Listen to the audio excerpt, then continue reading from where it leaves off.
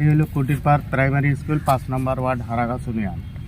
আচ্ছা আচ্ছা, আপনি কি করেন? আমি কাজ করছিলাম আগে শিল্পপতি কাজ, সেলুন দোকানে চুল কাটছিলাম। আমি এখন আমি বেকার সমস্যা আছি 6টি বছর থেকে। আমার কোনো খাবার খুব একটা কষ্ট বিনিময়ে আছি। তো কি সমস্যা আপনার? আমার সমস্যা হলো ভাই, আমার এই যে আমার হাতটা দেখতে বড়, আমার এই হাত খালি বলতে দেয় আমার পেট পর্যন্ত। আপনাকে ভয় লাগবে আমি যদি দেখাই, তো আমার খুব ভয়। না না না, আমি দেখতে চাচ্ছি না ভাই, আল্লাহ দেখতে চাচ্ছি না। তা যাই হোক দাদা, আমাকে 10টি টাকা দেবেন। মানে আপনি এখন আপনার বাড়িতে কয়জন আছে? আমার বাড়িতে ছেলে মেয়ে 5 জন। আমার মেয়ে 3টা। আমার ছেলে নাই। ছেলে নাই? না, আমার ছেলে নাই। মেয়েগুলো বিয়ে দিচ্ছেন? মেয়ের ঘরে বিয়ে খুব কষ্টে হয়েছে, আর তার মা ঢাকায় ধরে যায়। আমার এই ঘা করেছিল, তখন তার মা চলে গেছে। এটা কি করে এটা হয়েছে? এখন স্যার আমি গেছিলাম একটা, আমাকে কুষ্ঠরোগের কথা কয়া দেয়, ডুবাইছিল। ডুবার পরে আমি 12টা না 6টা ট্যাবলেট আমাকে একদিনে খাওয়াইছে। 1 সপ্তাহ পরে আমার এইসব জিনিসগুলো ঘাওগুলোর ঘড়ি বাইরে হয়েছে। কুষ্ঠরোগ আমি তখন চিকিৎসাটা আর করতে পারিনি। তারপরে ওখানে ধরা পড়লো। একদিন আমাকে চেক করতে আনলো মেডিকেলে, বিডিআর মেডিকেলে। আসিয়ে দেখা দিল আমার ব্লাড শর্ট। আমি এখনো ব্লাড শর্টে আছি। আমাকে 2 ব্যাগিন করে ব্লাড দিতে হয়। কয়দিন পর পর? এই 2 মাস পর পর আমার 40-50 হাজার টাকা লাগে সবার কাছে, আর আমি ফ্রি পাইটা। আমার এই কষ্ট, আমার ছোট্ট সংসার, গরিব, মা আছে, মায়ের কোমর ভাঙা, বাবারও একটু খুব কষ্ট, বাবা মারা গেছে। এখন ছোট্ট বোন আছে, কষ্ট করে বিয়ে সাথে দিয়েছি। আচ্ছা ভাই, ঠিক আছে, ঠিক আছে, বুঝছি। আপনি আপনার এটা কষ্ট রোগ না বন্ধুরা। আপনারা দেখেন, এক ভাই এখানে আসছে, তার এই যে হাতের যে অবস্থা, কুষ্ঠরোগের কথা বলছে। একটু তোলেন তো ভাই, কাপড়টা তোলেন একটু। কুষ্ঠরোগের একটু ধরো, এই জায়গাটা ধরো একটু। কুষ্ঠরোগের কথা বলে দেখতেছেন আপনারা যে ঘাটা কত বড় ঘা হয়ে গেছে। আপনার প্রতিদিনে একটা ওষুধ, অবশ্যই আমাকে প্রতিদিনে 300 টাকার ওষুধ লাগে। আমাকে একটা বিষাক্ত ইঞ্জেকশন দিতে হয় ব্যথা কমার জন্য।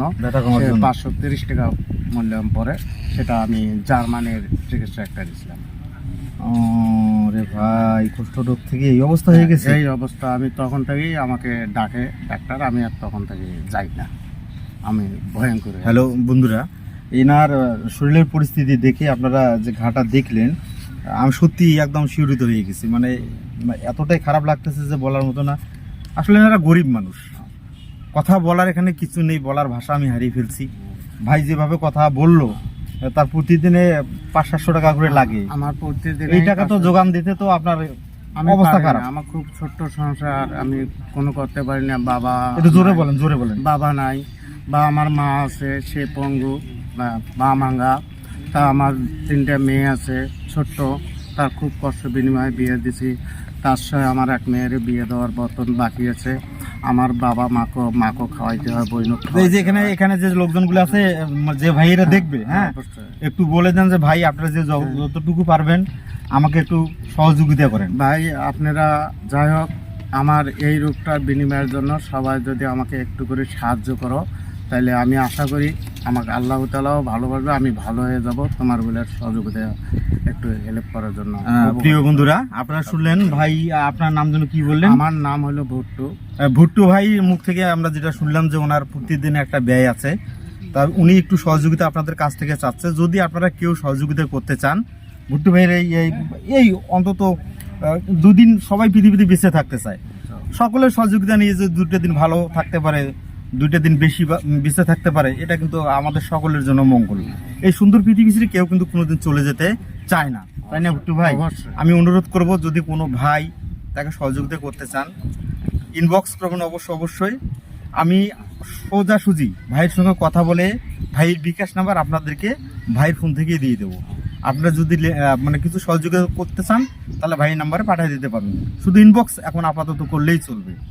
বন্ধুরা, আপনারা দেখতেছেন, আসলে আমি তো এক জায়গায় যাচ্ছিলাম আমার ছেলে সহকারে, তা হঠাৎ করে ভাই এসে বলতেছে, ভাই আমাকে একটু সহযোগিতা করেন। তো আমি তো প্রথমে ভয়ে খেয়ে গেছি যে এই অবস্থা, আমার মানে মাথাটা চক্কর মারছিল কিন্তু এমন তো অবস্থা দেখে। তা ভুট্টু ভাই, আমি তো এক জায়গায় যাচ্ছিলাম, আপনি এমন সময় মানে আপনি তো 10 টাকা আমার কাছ থেকে চাইলেন। হ্যাঁ, অবশ্য আমাকে আল্লাহ তাআলা সাহায্য করছে, বড় ভাইয়ের হেল্পে যদি আমি কিছু আচ্ছা ঠিক পাই, আছে, তাহলে আমি আমার আবার বলে দিচ্ছি আপনার কাছে। প্রিয় বন্ধুরা, আপনারা যতটুকু পারেন ভুট্টু ভাইয়ের জন্য একটু শেয়ার করে দিন, সকল বন্ধু বান্ধব যেন আপনাদের দেখতে পারে। তার সঙ্গে আমার সহানুভূতি পেজটা ফলো দিয়ে রাখবেন। আমরা এই গরিব মেহনতি মানুষের পাশে আমি যতটুকু পারি দাঁড়াই, কিন্তু আমি যেভাবে দাঁড়াই আপনাদের সঙ্গে একটু শেয়ার করব বিষয়গুলো, আপনারা সেটা দেখতে পারবেন। আর সকলেই যদি আমরা একটু এই মানবিক সহযোগিতা এই ধরনের মানুষগুলোকে আমরা করতে পারি, তাহলে আমার মনে হয় যে মন থেকে আমরা একটা প্রশান্তি, একটা শান্তি লাভ করতে পারবো। এই সুন্দর পৃথিবীতে কেউ কিন্তু থাকবে না, চলে যাবে সবাই কোনো না কোনো একদিন। আপনারা একটু মানবিক সহযোগিতা যদি করতে চান, ইনবক্স করবেন, আমি সেই ব্যবস্থাটা করে দেব। আর বিট্টু ভাই, আবার। আমি সুন্দরবন যাবো তো, হ্যাঁ। ট্রেন ধরার জন্য আসছিলাম, হ্যাঁ, তাই এই মুহূর্তে আমি আপনার সেভাবে সহযোগিতা করতে পারবো না ভাই। হ্যাঁ। আমার পক্ষ থেকে না, আমি এই টাকাটা আপনাকে আমি দিলাম।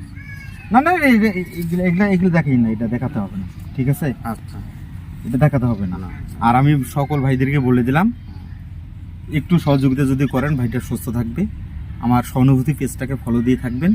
এই ধরনের আমি আরও অনেক ভাইদের, মাদের পাশে দাঁড়াতে ভালোবাসি।